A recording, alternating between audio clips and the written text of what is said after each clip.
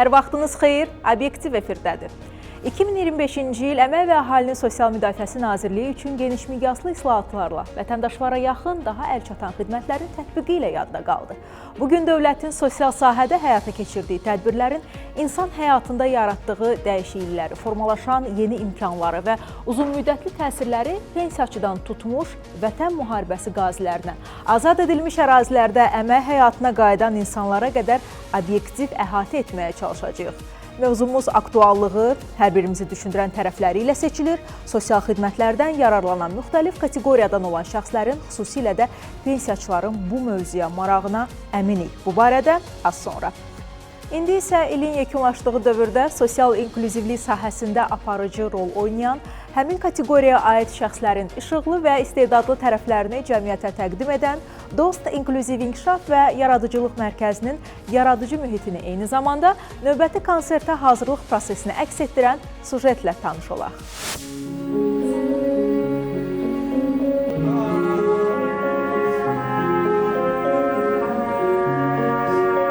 Dost İnklüziv İnkişaf və Yaradıcılıq Mərkəzi 31 dekabr Dünya Azərbaycanlılarının Həmrəylik günü ilə bağlı konsert proqramı hazırlayır. Mərkəzin benefisiarları ilə məşqləri Azərbaycanın tanınmış musiqiçiləri aparır. Benefisiarlarla bir səhnə paylaşmağımız özü bir uğurdur. Həm bizim uğurumuzdur, həm benefisiarların uğurudur. Çünki biz də özümüzü bir müəllim kimi təsdiq etmək imkanımız olur və benefisiarlar da burada müəllimi ilə, öz pedaqoqu ilə, öz ustadı ilə bir səhnə paylaşmaq burada təbii ki, çox xoş haldır və benefisiarlar da təcrübə qazanır, yeni melodiyalar, yeni mahnılar, yeni kompozisiyalar ifa eləməklə və səhnəyə uyğunlaşma prosesi ilə. Çünki bu səhnədə tək tar çalmaq deyil, burada səs uyğunlaşması var, işıq var, alqışlar var, həyəcan var və s. detallar var ki, bunların hər birini yaşadıqca tələbə təcrübə qazanır və bu təcrübəni gələcəkdə öz solo həyatında, solo karyerasında tətbiq etməyə başlayır. Pedaqoqlar mərkəzin akustikasının məşqlər üçün çox uyğun gəldiyini bildirirlər. Bu uyğunluq dərs prosesinin daha keyfiyyətli alınmasına yardımcı olur. Bunun sayəsində benefisiarların mərkəzə marağı getdikcə artır. Onlar Dünya Azərbaycanlılarının Həmrəylik günü ilə bağlı konsert proqramına sevinclə hazırlaşırlar. Hazırlığımız çox gözəl keçir. Ümumiyyətlə tək bu tədbir deyil ki, bizim bütün tədbirlər çox yüksək səviyyədə olub həmişə və uşaqlar da çox gözəl iştirak ediblər. Həm ürəkdən iştirak ediblər, həm də çox yaxşı ifalar göstəriblər burada. Hal-hazırda da tələbəm burada Müslümzadə deməli hazırlaşır, duet olacaq. Suma xanımla bir yerdə Yaşa Ürəyim mahnısı.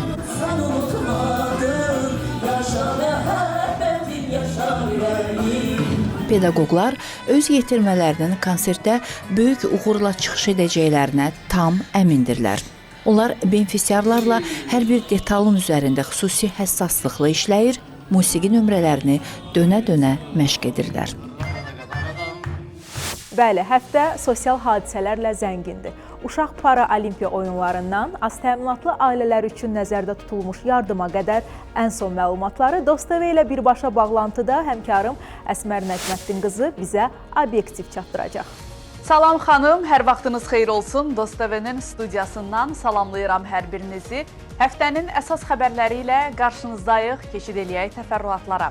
Prezident İlham Əliyev az təminatlı ailələrə birdəfəlik maddi yardım verilməsi haqqında sərəncam imzalayıb. Sərəncama əsasən Dünya Azərbaycanlılarının Həmrəyliyi günü və Yeni il bayramı münasibəti ilə 2025-ci il 30 dekabr tarixinə ünvanlı dövlət sosial yardımı alan ailələrin hər birinə 200 manat məbləğində birdəfəlik maddi yardım veriləcək. Ölkəmizdə növbəti uşaq paralimpiya oyunları keçirilib. Sumqayıt Paralimpiya kompleksində keçirilən tədbirdə hökumət rəsmləri, idman təşkilatlarının rəhbər şəxsləri, tanınmış paralimpiyaçılar iştirak ediblər. 130 uşaq paralimpiyaçı 8 idman növündə mübarizə aparıb və qaliblər mükafatlandırılıb. Oyunların digər iştirakçılarına da sertifikat və hədiyyələr təqdim edilib. BMT-nin Azərbaycandakı nümayəndəliyi ilə Nazirliyin birgə təşkilatçılığı və media nümayəndələrinin, əlilliyi olan şəxslərlə bağlı qeyri-hökumət təşkilatlarının, BMT-nin kommunikasiya qrupu və inklüzivlik üzrə işçi qrupunun təmsilçilərinin, ekspertlərin iştirakı ilə mediada inklüziv dildən istifadənin təşviqi mövzusunda seminar keçirildi. İnklüziv dildən istifadə olunaraq qısa xəbər və ya hekayə yazılması ilə bağlı qrup işi də təşkil olunub, iştirakçıların yekun nəticələri dəyərləndirilib. Belə hörmətli tamaşaçılar, mənim sizə bu həftəlik sosial gündəm ilə bağlı çatdıracaqlarım. Bu qədər obyektiv davam edir, diqqətiniz Real TV-də olsun. Hələlik. Təşəkkür edirəm Əsmər. Dost TV kollektivinə uğurlar arzulayıram. Birbaşa bağlantında sosial xülasəni izləyirdi. Əsmər Nəcməddin qızı həftənin sosial xülasəsinin əsas xəbərlərini təqdim edirdi. Sosial siyasət, təqaüd və müavinət alan şəxslərin sabaha olan güvəni, iş axtaran vətəndaşın yeni fürsətə qovuşması, doğma torpaqlarına qayıdan ailələrin yenidən həyata bağlanması deməkdir. Real nəticələri və bu addımların cəmiyyətə təsirini daha yaxından dəyərləndirmək üçün mövzu ətrafında studiyamızın qonağı ilə söhbətə başlayırıq. Babək müəllim, xoş gəlmisiniz. Düzdür, bugünkü söhbətimiz 2025-ci ilin sosial yekunlarına həsr olunur. Lakin istərdim söhbətimizə cənab prezidentin bir neçə gün əvvəl verdiyi sərəncamla başlayaq, bu haqda məlumat verəsiniz. Salam, hər vaxtınız xeyir olsun. Bəli, cənab prezident tərəfindən astronautlar ailələrə bir dəfəlik maddi yardım verilməsi haqqında sərəncam imzalanmışdır 22 dekabr tarixində və bu sərəncam bir daha qeyd etdiyim kateqoriyadan olan vətəndaşlarımıza diqqət və qayğının növbət təzahürü kimi təqdim edilməlidir. Belə ki, müvafiq sərəncama əsasən Dünya Azərbaycanlıların Həmrəylik günü, habelə yeni il bayramı münasibəti ilə 330 mindən çox ailə üzvü olan 76 min ailəyə 200 manat məbləğində bir dəfəlik maddi yardım veriləcək. Maddi yardımların verilməsi üçün müvafiq büdcədən 15,3 milyon manat vəsait ayrılıbdır. Bu maddi yardımlar Nazirlik yanında Dövlət Sosial Müdafiə Fondu tərəfindən elektron qaydada hüququ olan bütün ailələrin bank hesablarına keçiriləcəkdir. Bayram ərəfəsində bildirim ki, və bir də çağırış etmək istəyirəm ki, onlar narahat olmasınlar. Həmin bu maddi yardım alan vətəndaşlar, onların hər hansısa bir dövlət, idarə, müəssisə və təşkilatına müraciət etməklərinə ehtiyac yoxdur. Qeyd etdiyim kimi, bayram ərəfəsində bank hesablarına köçürüləcəkdir. Yəni 31 dekabr tarixinədək artıq bank hesablarında olacaq. Bəli. Təşəkkür edirəm. Babək müəllim, bugünkü söhbətimiz 2025-ci ilin sonuna təsadüf edir və istərdim sizə belə bir sual ünvanlayım ki, 2025-ci il Əmək və Əhalinin Sosial Müdafiəsi Nazirliyi üçün hansı uğurlarla yadda qaldı? İlk növbədə bildirim ki, möhtərəm cənab prezident İlham Əliyevin ölkəmizə tarixi zəfər və dinamik iqtisadi tərəqqi gətirən bu siyasətinin mərkəzində məhz Azərbaycan Respublikası vətəndaşının rifah halı, onun təminatının gücləndirilməsidir. Son illərdə məqsədyönlü şəkildə atılmış addımlar sosial sahədə də buradan kənarda qalmayıb, bu uğurlardan, əldə olunan nəticələrdən kənara qalmayıb. Əgər biz qısa tarixi ekskursiya etsək, baxarıq ki, 2018-25-ci illərdə 5 sosial islahat paketi həyata keçirilmişdir. Bu islahatlar nəticəsində 4 milyondan çox vətəndaşımız islahatlardan xeyir görmüş, ondan faydalanmış. Habelə bu islahatların icrası üçün dövlət büdcəsindən təsəvvür edin 7,6 milyard manatdan çox vəsait, əlavə vəsait ayrılmışdır. Aparılmış islahatlar nəticəsində minimum əmək haqqının artımında 3,1 dəfə artım nəzərə alınmışdır. Eyni zamanda orta aylıq əmək haqqı 2 dəfəyədək artmışdır. Pensiyanın minimum məbləği 3 dəfəyədək, pensiyanın orta məbləği 2,6 dəfəyədək artmışdır. Ümumilikdə sosial müavinət və təqaüdlərin ödənilməsi üçün ayrılmış büdcədə 5 dəfədən çox artım qeydə alınmışdır.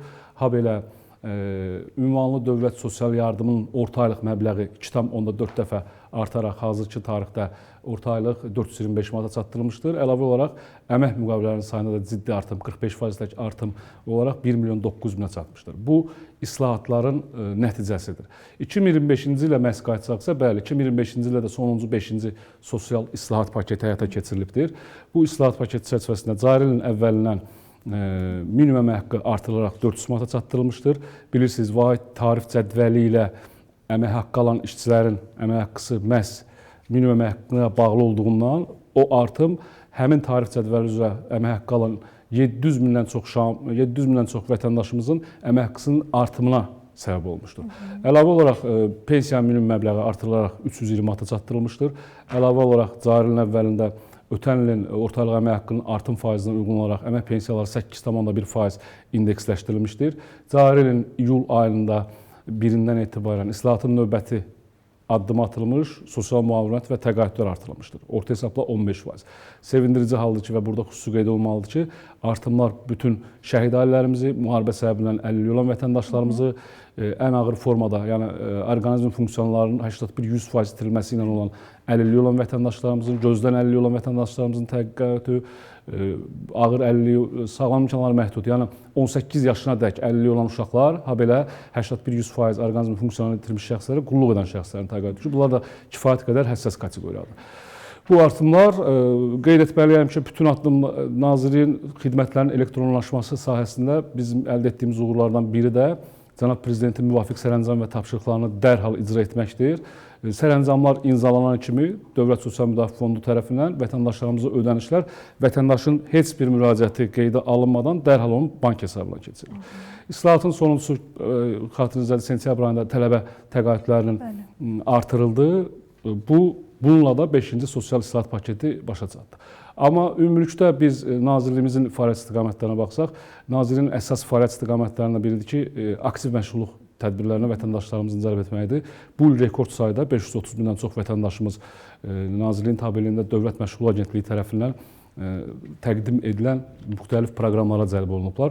Xüsusi qeyd olunmalıdır ki, 16.500 nəfər özlə məşğulluğa cəlb olunubdur. 17.000 nəfərdən çox vətəndaşımız peşə hazırlığı kurslarına cəlb olunubdur. Dünya Bankının məşğulluğa dəstək layihəsi çərçivəsində 26.700 şəxs artıq bəhrələnib birinci fazada. İkinci faza başlayıbdır ki, biz də proqnoz edirik ki, daha yüksək, yəni 30 minə qədər vətəndaşımız burada təqdim olunan xidmətlərdən bəhrələnəcəkdir.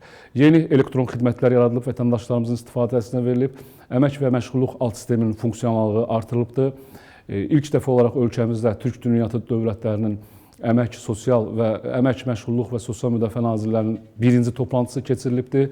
Əlavə olaraq Beynəlxalq Əmək Təşkilatının əmək mərkəzlərinin icrası cari ildə Azərbaycanda Bakı şəhərində keçirilmişdir və Nazirliyin müxtəlif fəaliyyət istiqamətləri üzrə 70-dən çox beynəlxalq mükafatlar və sertifikatlar 2025-ci il ərzində Nazirliyimizə təqdim edilmişdir. Kifayət qədər dolğun və aydın məlumat verdiniz. Təşəkkür edirəm buna görə sizə Babək müəllim. Və bir məqama toxunmaq istərdim. Bugün Əmək və Əhalinin Sosial Müdafiəsi Nazirliyinin xidmət etdiyi kontingentin mühüm bir hissəsini pensiyaçılar təşkil edir. Bəli. Və biz hər il pensiyalarda, təqaüdlərdə artımı şahidi oluruq. Və yəqin ki, bizi izləyən tamaşaçıları da, xüsusilə pensiyaçıları maraqlandıran sual budur ki, bu ildə artım prosesi davam edəcəkmi? Bəli, düz qeyd etdiniz. Əmək pensiyaçıları bizim xidmət göstərdiyimiz kontingentin böyük əksəriyyətini təşkil edir. Bugünkü günə 1 milyon 100 mindən çox pensiyaçımız var ki, aylıq əsaslarla biz onlara sosial ödəniş aparırıq. Bayaq qeyd etdiyim kimi, son 6 ildə ümumilikdə pensiya minimum məbləği 3 dəfə, ortalıq pensiya məbləği isə 2,16 dəfə artmışdır və xüsusi qeyd etməliyəm ki, hər 5 sosial islahatda əmək pensiyaçıları mütləq şəkildə faydalanıblar. 2018-ci illə müqayisədə əmək pensiyalarının maliyyələşməsi üçün ayrılan vəsait 2 dəfə artırılaraq 7 milyard manatdan çox təşkil edir. Və nəzərə alsaq ki, hər il əmək pensiyaları indeksləşdirilir. Bir mənalı şəkildə demək olar ki, bəli, növbəti ildə də əmək pensiyaları indeksləşdiriləcək. Hazırda hansı məbləğdə indeksləşdiriləcək, onu demək mümkün deyil. Çünki gərək il başa çatsın və orta aylıq əmək haqqının artım faizi müvafiq qurum tərəfindən bizə təqdim edilsin. Dərhal biz Cənab Prezidentin müvafiq tapşırığına əsasən bu işləri görəcəyik. Burada indeksləşdirmə sevindirici bir halda deyim, təkcə pensiyaçıların pensiyası ilə bağlı deyil. Siz, mən, yəni ümumiyyətlə işləyən və pensiya kapitalı olan, fərdi çotunda pensiya kapitalı olan hər bir vətəndaşın pensiya kapitalı indeksləşdirilir. Bu inflyasiya həcmində olur. Yəni bizim gələcək pensiya təminatımız təkcə maaş artımı ilə bağlı deyil, eyni zamanda dövlətin hər il öz üzərinə öhdəlik kimi götürüb fərdi hesabda yığılan kapitalın indeksləşdirilməsi ilə də baş verir. Bu il üçün son verilişimizdə çox xoş bir anons oldu ki, bunu verdiyi məbləği qeyd edə bilməsəydi hələ ki, amma bildirdi ki, bəli, pensiyalarda artım gözləniləcək növbəti il üçün. Babək müəllim, istərdim azad edilmiş ərazilərdə doğma yurd yuvalarına qayıdan vətəndaşların məşğulluq məsələsinə toxunaq. Hansı aktiv məşğulluq proqramı ilə onlar təmin olunurlar? Bu da çox yaxşı sualdır. deməli, cənab prezidentin tapşırığı əsasında Əmək və Sosial Müdafiəsi Nazirliyi tərəfindən böyük qayıdış çərçivəsində işğaldan azad edilmiş ərazilərimizə, öz doğma vətənlərinə qayıdan vətəndaşlarımızın dayanıqlı məşğulluğunun təmin edilməsi ilə bağlı Nazirlik tərəfindən böyük işlər görülür və gələcəkdə də genişləndiriləcəkdir. Qeyd edim ki, bu işlər sözsüz ki, işə götürənlərlə sıx əlaqədə olur. Mütəmadi olaraq işə götürənlərlə biz görüşürük. Buradan öz adımdan təşəkkür edirəm bütün bizim sosial tərəfdaşlara, yəni onlarla birgə bu işi görürük. Burada vurğulamaq lazımdır, kiçik biznesin qurulması üçün 700-ədək şəxsə özünə məşğulluqla bağlı seçdiyi istiqamətdə aktivlər təqdim edilib və uğurlu nəticələrimiz var. Əlavə olaraq əsas məsələlərdən biri peşə hazırlığıdır. 400-ədək vətəndaşımız bizdə peşə hazırlığına cəlb edilib. Bildirməliyəm ki, peşə hazırlığına cəlb olunduğu müddətdə müdavimlərə təqaüd ödənilir, yəni onlar müəyyən bir gəlirlər olur və nəticə olaraq mütləq şəkildə bitirdikləri kurs üzrə münasib işlə təmin edirlər. Peşə hazırlığı kursu 1-6 ay aralığında olur. Yəni qısa müddətli kursdur, amma effekti odur ki, dərhal gəlir əldə etməyə imkanları yaxşılaşır və vətəndaş aktiv əmək bazarında özünə yer tutmuş olur. Həmin ərazilərdə, yəni işğaldan azad edilmiş ərazilərdə işçiləri və işə götürənləri motivasiya etmək üçün digər stimullaşdırıcı proqramlar da var.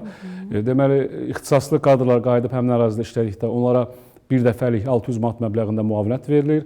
Əmək məcəlləsinə əsasən 5 iş günü müddətində əmək məzuniyyəti günü uzadılır. Ha belə, deməli, aylıq vəzifə maaşlarına onlara əlavə verilir. İşə götürənlər tərəfindən isə onların işçilərə görə ödəməli olduqları sosial ödənişlərin müəyyən bir hissəsi dövlət tərəfindən qarşılanır ki, bu da onların üzərinə düşən yükü daha da yüngülləşdirir və əlavə bir stimul yaradır ki, o ərazilərə qayıdıb müəyyən bir işlər qursunlar. Ümumiyyətlə Qarabağ və Şərqi Zəngəzurdan danışdıqda istər-istəməz bir vətəndaş kimi, bir bu torpağın necə deyim, bu torpağın insanı kimi biz sevinirik, amma orada həyata keçirilən proqramlara və bu qədər insan həyatına toxunur bu proqramlar. Qeyd etdiniz ki, 7500-dən çox şəxs.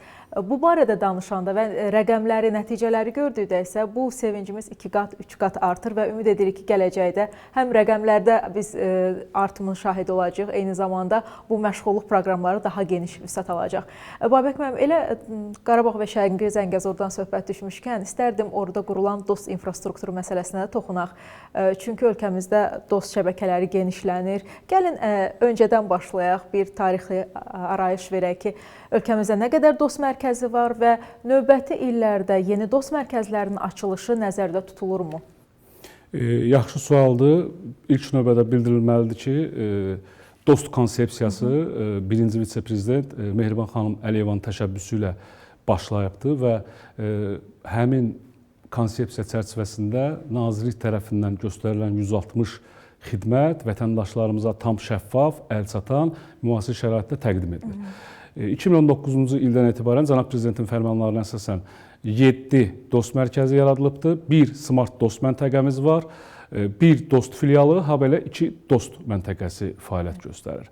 Ümumilikdə ötən dövrdə bu strukturdan 4 milyondan çox vətəndaşımız istifadə edibdir və bilirsiniz, vətəndaş xidmət alıb çıxdıqda ona göstərilən xidmət səviyyəsinin ölçülməsi üçün məmnunluq sorğusu həyata keçirilir. Sevindirici haldır ki, 98,7% vətəndaşımız göstərilən xidmətlərdən məmnunluğunu ifadə etmişdir ki, bu da ümumilikdə DOST konsepsiyasının düzgün bir islahat olduğunu, vaxtında verilmiş bir təşəbbüs olduğunu, uğurlu bir nəticələrə gətirib çıxardığını göstərir. Hal-hazırda Naxçıvan, Gəncə, Sumqayıt, Quba və Masallı Sabirabadda DOST infrastrukturunun yaradılması üçün müvafiq işlər görür. Orada layihələndirmə işlərdir, təmir, tikinti işlərdir və digər işlərdir. Və nəticə olaraq bizim olacaq 17 regional DOST mərkəzimiz və 55 DOST filialıdır ki, bu da ölkənin bütün iqtisadi rayonlarını, o cümlədən Qarabağ və Şərqi Zəngəzurda yaşayan bütün vətəndaşlarımızın bu xidmətlərdən istifadəsinə imkan yaradacaqdır. Nə gözəl, xeyirli uğurlu olsun və DOST həqiqətən adı kimi özü də vətəndaşların dostudur və dostu olaraq da qalacaq. Babək müəllim, gəlin əlillikdən də danışaq. Ümumiyyətlə, əlilliyin təyinatı necə aparılır? Hansı hallarda əlilliyə imtina verilir? Və digər bir sualım isə əlilliyin reabilitasiyası ilə bağlıdır. Yəni, reabilitasiya tədbirləri necə həyata keçirilir? Xüsusilə istərdim ki, qazilərin reabilitasiya məsələsinə toxunaq. Yaxşı sualdır. İlk növbədə bildirilməlidir ki, ölkəmizdə əlillik üçün müraciət tam elektronlaşıb. Belə ki, əlilliyin müəyyənləşdirilməsi üçün tibb müəssisələri tərəfindən göndərilən Forma 88 adlı göndəriş, həmin göndərişdə vətəndaşın adı və hansı regiondan müraciət etməsi göstərilmir. Elektron şəkildə daxil olur bizim müvafiq alt sistemə. Və həmin göndərişdəki diaqnoza əsasən bizim həkimlərimiz tərəfindən əlilliyin qiymətləndirilməsi aparılır. Əlilliyin qiymətləndirilməsi apararkən, əgər diaqnoz əlillik təyinatına əsas verirsə, birmənalı şəkildə əlillik elektron qaydada təyin edilir. Əgər diaqnoz geri dönməz xəstəliklərlə bağlıdırsa, əlillik, yəni ömürlük təyin olunur və ömürlük onun əlilliyi müəyyən edilir. Yox, diaqnozlardan asılı olaraqsa, müddətli təyin olunarsa, 1 ildən 5 ilədəki müddətə təyin olunur. Burada artıq həmin xəstəliyin reabilitasiya olunmaq potensialı, müalicə olunmaq potensialı nəzərə alınmaqdadır. Digər hallarda, əgər daxil olmuş göndəriş qiymətləndirilərkən diaqnozun əlillik əlaməti görsənmirsə, onda imtina edilir.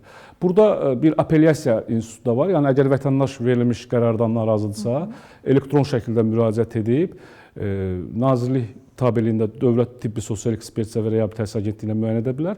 Dərhal ən yaxın komissiyaya o dəvət edilir, əyani müayinəsi aparılır və əyani müayinənin nəticəsinə əsasən qərar dəyişilə bilər.